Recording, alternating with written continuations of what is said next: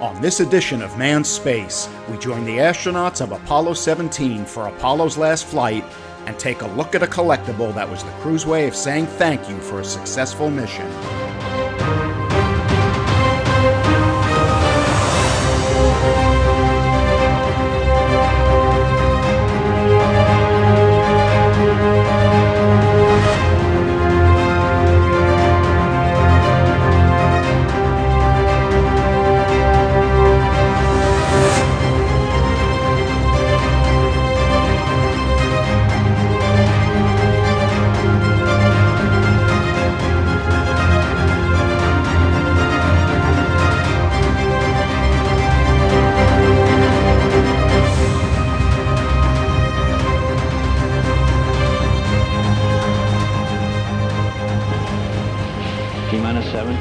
Final guidance release.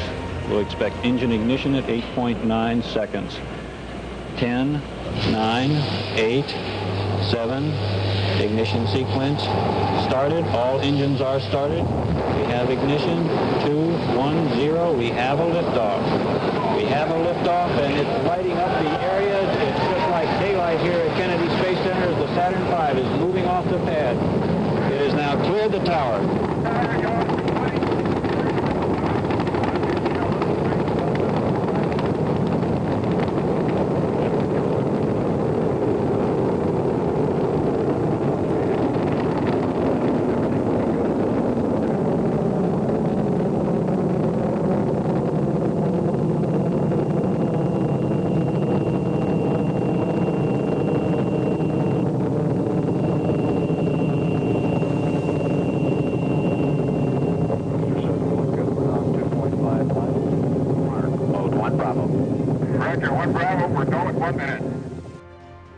Launched at 12:33 a.m. Eastern Standard Time on December 7, 1972, Apollo 17 was the final flight of the Apollo program and the only mission to include a nighttime launch.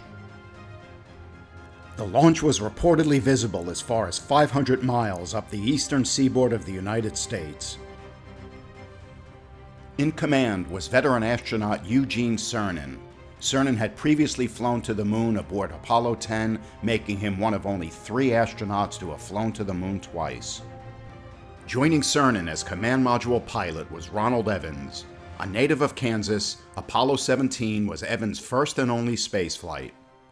Also aboard, serving as lunar module pilot, was Harrison Schmitt. A geologist by trade, Schmitt was the only scientist to walk on the moon. It took the crew of Apollo 17 approximately 12 minutes to enter orbit 93 miles above the Earth. Just over 50 minutes after launch, the crew aboard the spacecraft and ground controllers in Houston received telemetry indicating one of the batteries powering the Saturn V's instrumentation unit may be faulty. Developed by IBM, the instrumentation unit was the brains of the Saturn V launch vehicle. Mounted between the rocket's third stage and the Apollo spacecraft, it stood at 23 feet tall and weighed in at about 4,000 pounds. Containing the navigation, guidance, control, and sequencing equipment, the instrumentation unit was essential for the flight and the trip to the moon. Soon, ground controllers concluded that the telemetry was faulty and that the instrumentation unit was functioning normally. At 2 hours 53 minutes ground elapsed time, capsule communicator and future shuttle astronaut Bob Overmyer reported to the crew of Apollo 17 the news they had been waiting for. They were go for translunar injection. They were go for the moon. And very faintly we copy the crew reporting S4B ignition. That's confirmed by the telemetry. Booster reports the thrust looks good on the S4B.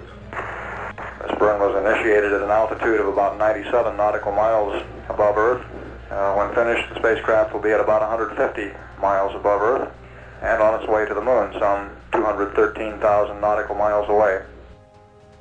With the TLI burn completed, the next major milestone on the flight plan was for Command Module pilot Ronald Evans to dock with the lunar module and pluck it from its protective adapter for its trip to the moon.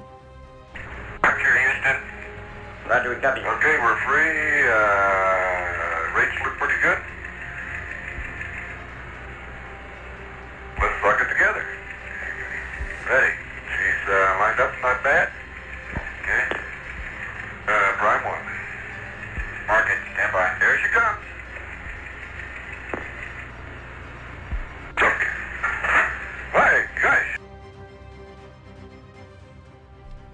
The maneuver a success, and with the spent S-4B stage of the Saturn V falling away from their spacecraft, the crew of Apollo 17 observed the Earth getting smaller and smaller as they raced toward the Moon. As they continued on their outbound journey, Ronald Evans captured one of the most iconic images of the Apollo program, a full Earth set against the blackness of space. At just over 6 hours ground-elapsed time, the spacecraft was nearly 24,000 nautical miles from Earth, traveling at a velocity of 12,300 feet per second. By day 2 of the mission, the crew of Apollo 17 was settling into the routine of life aboard their spacecraft. 24 hours since launch, the crew was almost 98,000 nautical miles from Earth. They continued to report on their observations and to snap photographs of an ever-shrinking home planet. On day 3, the crew removed the tunnel hatch that separated the lunar module from the command module to enter and inspect the lunar module ahead of the landing scheduled in just 2 days. The vehicle passed inspection and was deemed ready for its flight to the lunar surface. Day 5 of the mission began for the crew of Apollo 17 at 81 hours 30 minutes ground-elapsed time. They were now about 17,350 nautical miles from the Moon, falling toward it at nearly 3,600 feet per second. This day would see the crew of Apollo 17 enter orbit around the Moon. Also on this day, the landing crew would take their place in the lunar module and landed on the lunar surface. 88 hours and 43 minutes since lifting off from the Kennedy Space Center, the crew of Apollo 17 coasted behind the Moon. Before they did, they offered this observation to the folks in Houston. Just to round out things as we pitch back into LOI attitude, lo and behold, from over the top of the lamp came the Earth. Put the whole thing in one big package. Interesting, Gordo. We can see we're right over South America, and of course we can see up the Gulf Coast, and it looks like Houston's covered with clouds, but poetically enough, we can see the Cape. At least we can see Florida. How about that?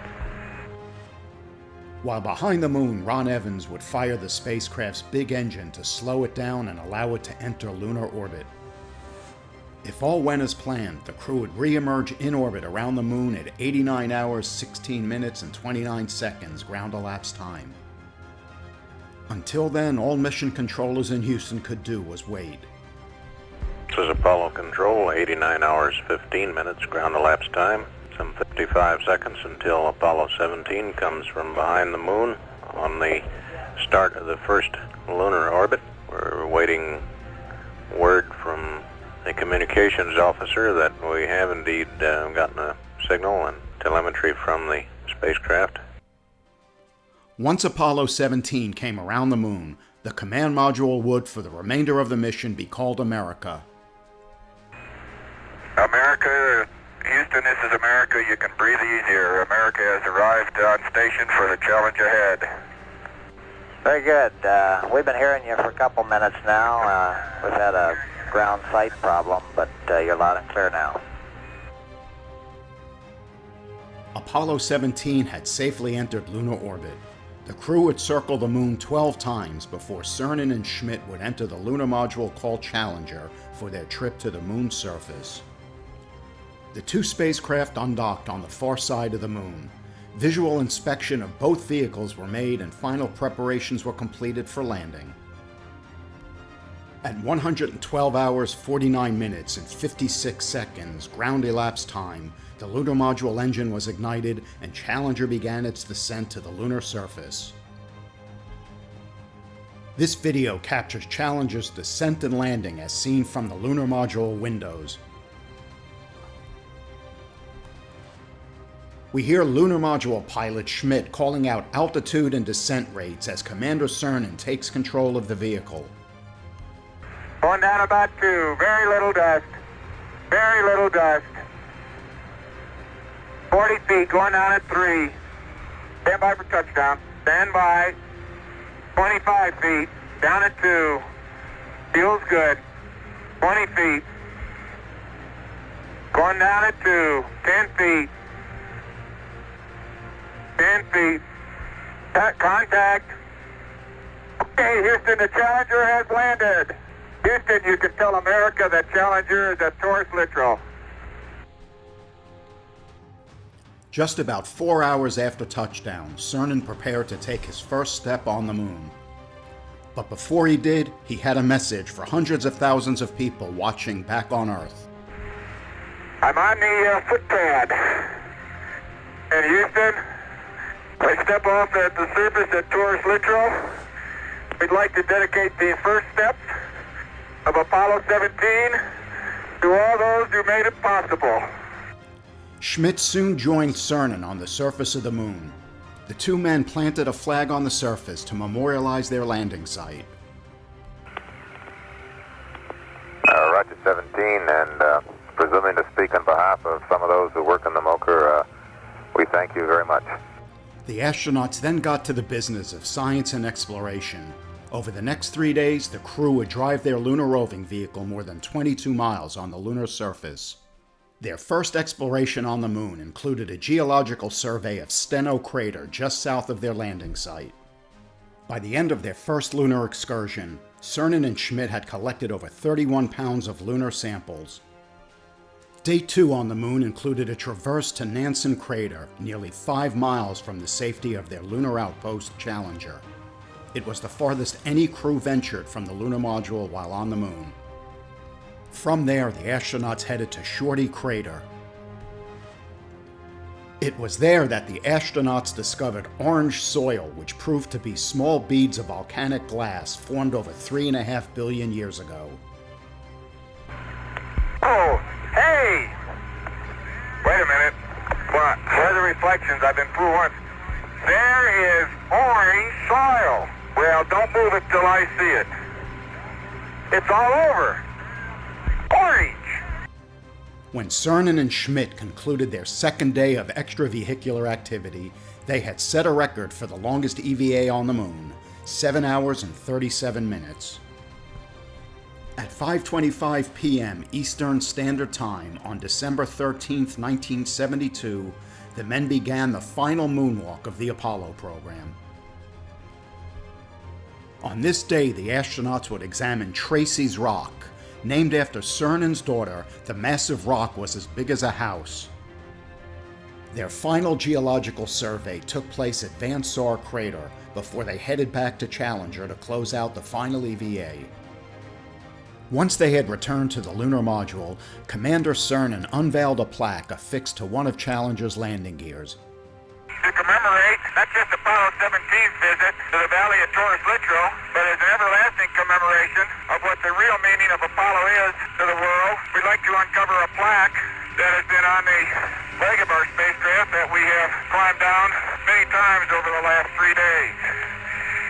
And I'll read what that plaque says to you. Our airman completed his first exploration of the moon, December 1972 AD. May the spirit of peace in which we came be reflected in the lives of all mankind. Then, at 10:54 p.m. Eastern Standard Time on December 14th, after 75 hours on the lunar surface, Cernan and Schmitt lifted off the moon for a rendezvous and docking with America and the ride home. Port stage pushed. Mission arm is destined. Okay, I'm going to get to pro. 99 proceeded. 3, 2, 1. Ignition. We're on our way, Houston. Regs are good. Ag side. Pitch over. Roger, you have good thrust.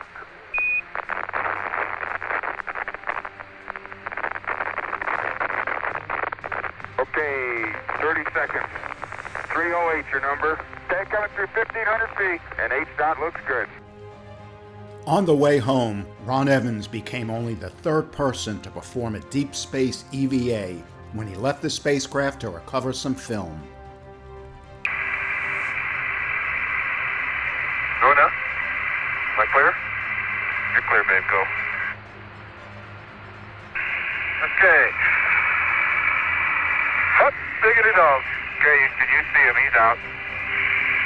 Roger. Am I on the tube? That's affirmative. Okay. Outstanding quality picture, Ron.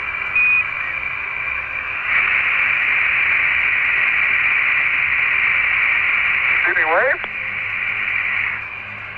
That's affirmative. Okay. Beautiful. To this day, Evans remains the last person to have performed a deep space EVA.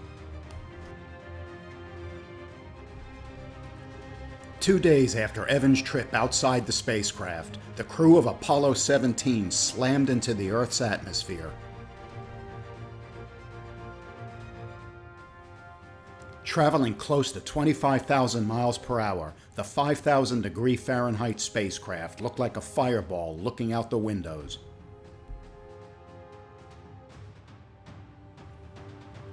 At 24,000 feet, America's drogue chutes deployed, helping to slow the vehicle's descent. Eventually, the main chutes deploy and slow America's descent to a mere 32 feet per second. Then, 12 days, 13 hours, 51 minutes, and 59 seconds since launch, the crew of Apollo 17 splashed down in the Pacific Ocean. Within minutes, the crew was picked up by helicopters from the nearby recovery vessel USS Ticonderoga. Once aboard Ticonderoga, Commander Cernan addressed the crew. I'm very proud to be here. I'm proud to be part of Apollo 17. I'm proud to be a proud of NASA. I'm very proud to be a captain in the Navy. And most of all, I'm proud to be an American. This is Apollo Control with the helicopter safely on deck. The network controller, Dave Young, will hang the final plaque in the Apollo series on the upper wall of the control room here. And this circuit, known up until now as Gemini Control, then Apollo Control, will reappear as Skylab Control.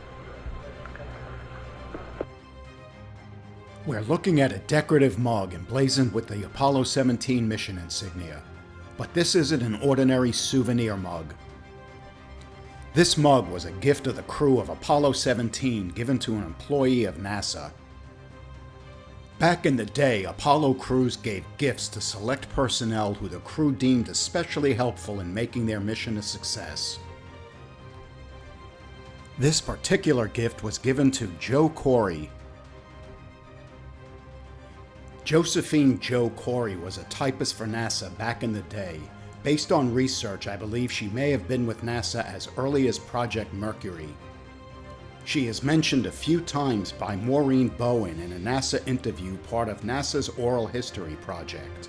Bowen herself had worked for NASA as a typist as early as the Mercury flight of Gordon Cooper in 1963.